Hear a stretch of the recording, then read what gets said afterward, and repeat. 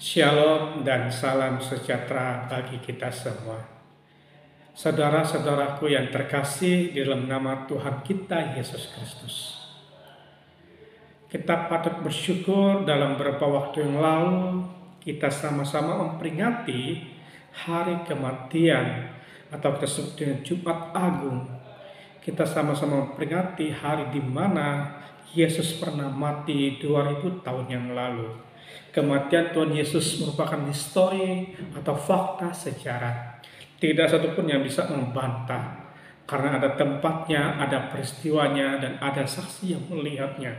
Oleh karena itu, sebagai iman orang Kristiani, iman umat orang percaya kepada Yesus Kristus, bahwa kematian Tuhan Yesus bukan dongeng belaka, tapi fakta di dalam sejarah. Nah, kematian Tuhan Yesus benar-benar terjadi 2000 tahun yang lalu. Dia rela menderita bagi saya, bagi saudara-saudaraku. Patutlah bagi kita untuk mengucap syukur buat anugerah Allah yang sungguh luar biasa. Yesus rela meninggalkan segala atribut keilahiannya, mau datang ke dalam dunia, yaitu menyelamatkan Bapak, Ibu, dan saudara-saudara semua dan saya di dalamnya.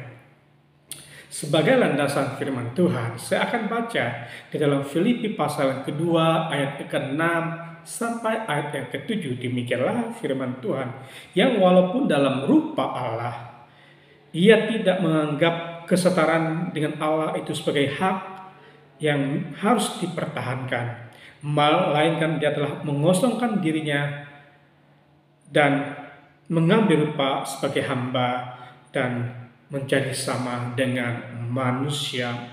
Kita bersyukur kematian Tuhan Yesus di atas kayu salib melambangkan betapa Allah mengasihi saudara dan juga saya. Oleh karena itu, penting bagi kita di dalam kehidupan kita untuk kita boleh melepaskan apa menjadi keinginan kita yang tidak sesuai dengan kehendak Allah. Atau kita belajar melepaskan mungkin segala hak yang seharusnya kita dapatkan.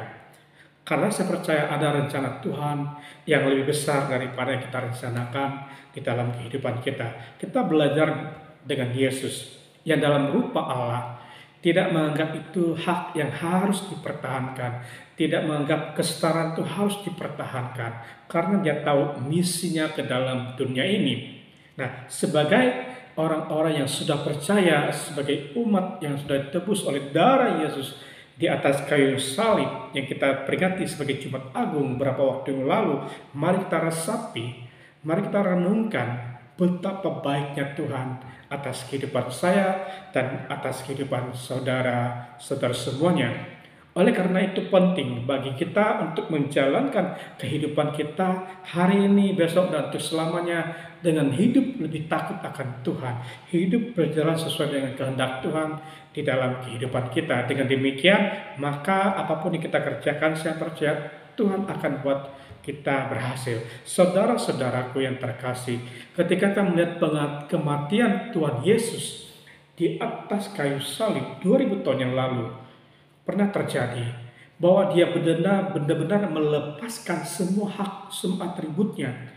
Dia menjadi sama dengan kita. Bahkan kematiannya lebih hina dari kematian manusia manapun. Kalau kita melihat dalam fakta secara penyaliban itu bukan hanya menyiksa tubuh sehingga habis darah keluar dari tubuh kita, tetapi benar-benar pakaian ditelanjangi. Artinya Yesus benar-benar dipermalukan di atas kayu salib. Ini kematian, selain kematian yang tragis, habis darah, ya, tetapi juga kematian yang sangat memalukan. Inilah yang disebut dengan belajar melepas hak kita. Saya tahu Bapak Ibu, saya tahu saudara-saudara yang terkasih, tidak mudah bagi kita untuk kita melepaskan hak kita. Tidak mudah bagi kita untuk kita mau menanggalkan apa yang kita miliki. Tapi hari ini kita belajar teladan daripada Tuhan kita Yesus Kristus, bahwa dia mau meninggalkan atribut-atribut kemuliaannya. Tujuannya apa? Menjadi sama, menjadi hamba, menjadi sama seperti saudara saya. Pernah menangis, pernah ketawa, pernah sedih, bahkan pernah takut. Yesus pernah mengalaminya. Yesus pernah dicoba di padang gurun. Semua yang saya alami hari ini pernah Yesus alami 2000 tahun yang lalu. Yang kedua, kita sama memperingati ada kematian, maka ada kebangkitan. Artinya, kematian Tuhan Yesus tidak sia-sia. Kubur kosong membuktikan bahwa Yesus menang atas maut. Dan kita percaya bahwa kebangkitan Tuhan Yesus bukan disaksikan satu orang, bahkan semua muridnya. Bahkan kenaikan Yesus ke surga disaksikan oleh banyak orang. Mungkin sekitar 500 pasang mata yang melihat Yesus naik ke surga. Dan disaksikan oleh murid-muridnya dan yang mengikuti Yesus. Dan juga malaikat memberikan kesaksian.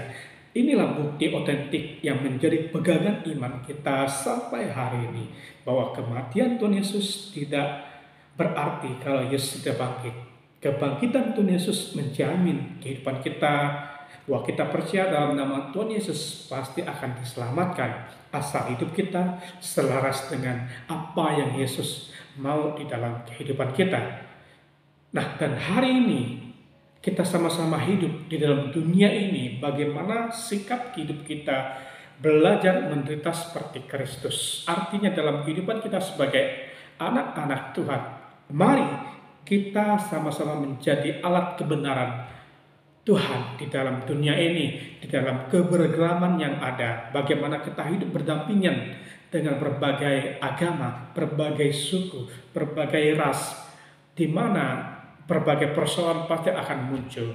Tetapi mari kita sebagai anak-anak Tuhan, kitalah alat kebenaran Tuhan di dunia ini. Kitalah kesaksian Tuhan bagi orang lain. Sebagai anak-anak Tuhan, sikap hidup kita, tindakan kita harus selaras dengan yang Yesus kerjakan 2000 tahun yang lalu. Yesus peduli dengan semua orang. Yesus mengasihi semua orang. Terbukti dia meninggalkan takhta sucinya, dia meninggalkan atribut kealahannya, mau datang menjadi pertama hamba, menjadi manusia, status yang paling rendah.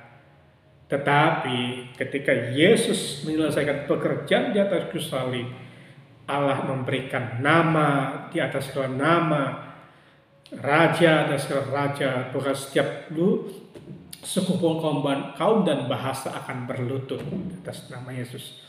Inilah janji firman Tuhan atas kehidupan kita. Di mana kematian, maka ada kebangkitan. Di mana ada kebangkitan, maka ada kehidupan kekal menanti kita. Puji nama Tuhan.